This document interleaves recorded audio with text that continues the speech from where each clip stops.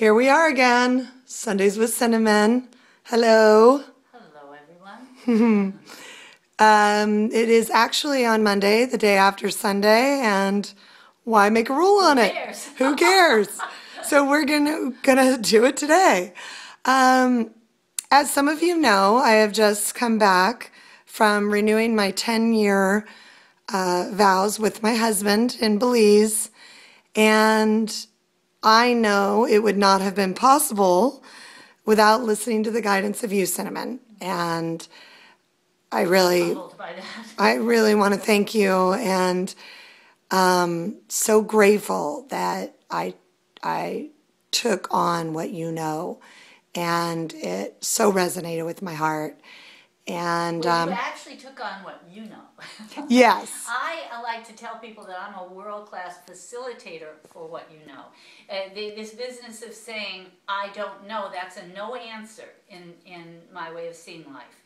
So what I helped you do and do my best to help others do is to be willing to know what you know. Because it's in there. I cannot implant something in you about you that isn't there. So what I do is I just nurture and invite and coax up, tease out what is in there. And yes. So it's really it's your computation. It's what's in there for you. And I'm delighted that I can be a part of it. Mm-hmm. Well, I am too.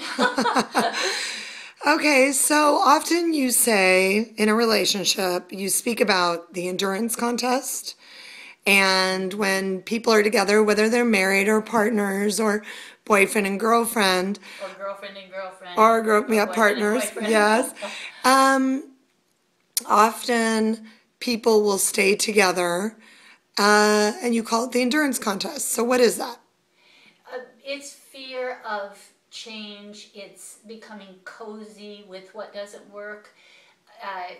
For instance, if you're not creating happiness in your relationship and you don't then change that which needs change, you're enduring the relationship rather than thriving and growing in the relationship. So, and some people get very complacent. They get used to the complacency, and they just would rather have one foot on the boat in the boat and one on the dock than to take the jump to one side or the other because of the fear of the unknown, because it could upset their physical plane lifestyle. They make the physical elements of who we are more important than the spirit of who we are and the joy and the comfort and the happiness that is derived from the spirit. So what does it mean to take the jump? What do we need to do? To be willing to do the inner work and create the physical plane changes that are necessary to create cohesive, cooperative happiness with each other in what we call marriage or relationship or partnership. Okay, so let's use my relationship as an example, since I'm willing to open up and do that. What did you need to tell me in order for me to change my life to stop making it your unhappiness about Kirk? Yes. Yeah, and to just notice that your addictive demands of him, oh, there we are in the real world. And so we're just going to let that be. And it was your addictive demands that he be different than he is that were keeping you from seeing who he really is. Yes. Because you weren't being who you really were. And so you were creating a mirror of rejection. That rejection was coming from your own self-rejection onto him. And when you started accepting yourself completely and really nurturing and loving who you really are, you held up that mirror. And you helped him to see through it.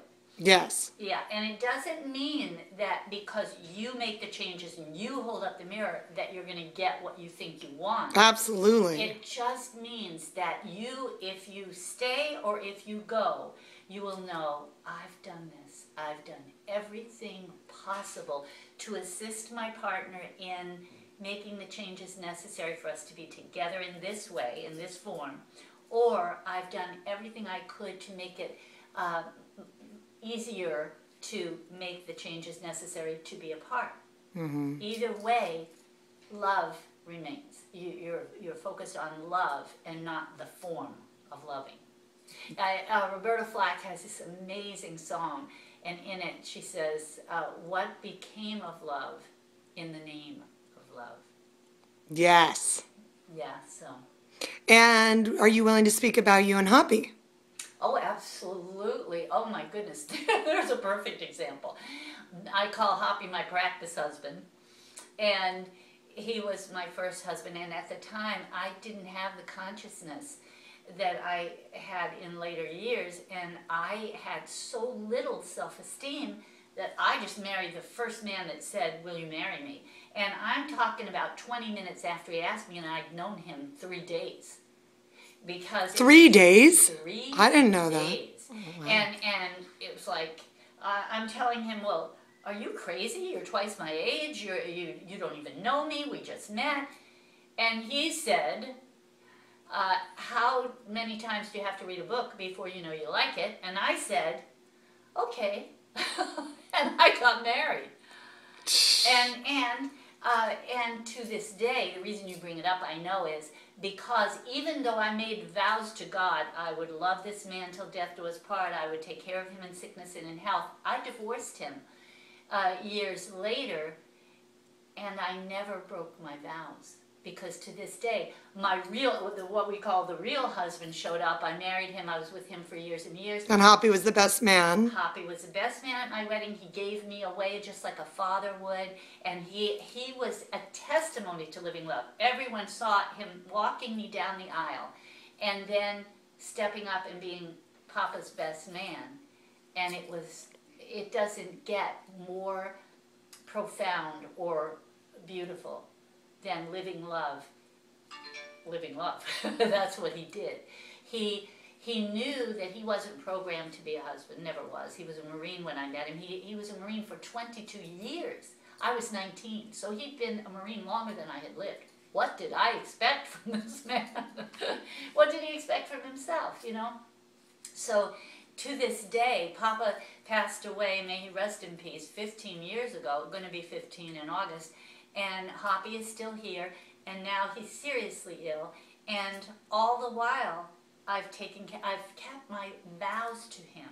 I didn't vow I'll be married to you till the cows come home. I vowed that I would do those things, which I have done. And when I met my real husband, I said to him, forget about me. I come with an ex-husband, with extended family, with kids, and he said, try me. and he met the challenge. He was amazing with Hoppy, with the kids, with my life, which is not easy to live with because it's constant. It's just service, constant, and I never know where I'm going to have to serve. And I say have to serve because I must.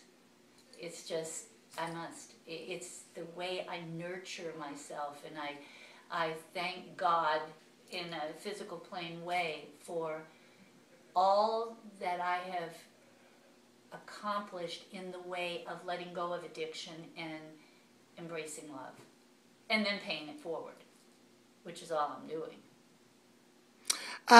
One thing that showed up for me while you were speaking that I could see possibly someone's mind going, what? When you said he was a Marine, how could I possibly, you weren't saying, obviously, not to marry a Marine.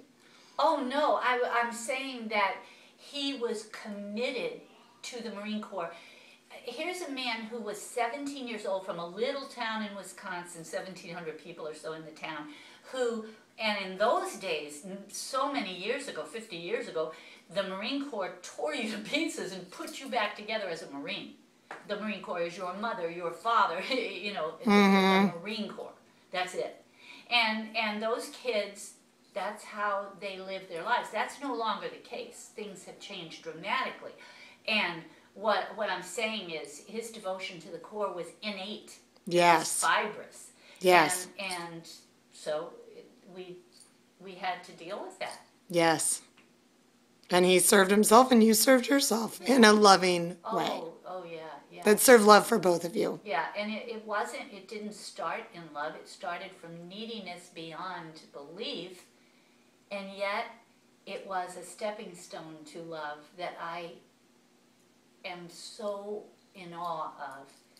And the love I have for him, now he's seriously ill at this time frame, and it's a joy to care for him in a very constant, extraordinary way. And I say extraordinary in that it's extraordinary. Yes. Yeah. Okay, well that completes Sundays with Cinnamon. Love you. Love to all of you. Yeah. Bye.